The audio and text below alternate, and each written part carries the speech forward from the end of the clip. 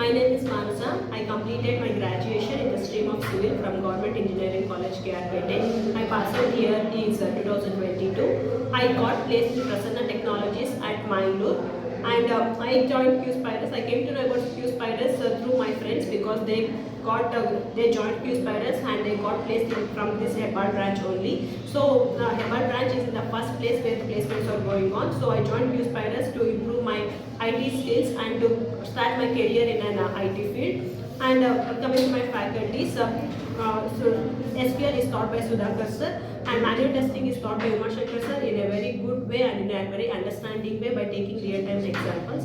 And coming to Java, it is taught by Manjunath sir. He is very polite and he explains each and every concept by taking a real-time examples. And of Selenium, it was taught by Srivalli ma'am. She is very good and she taught everything in details by taking all the examples and by executing all the examples practically.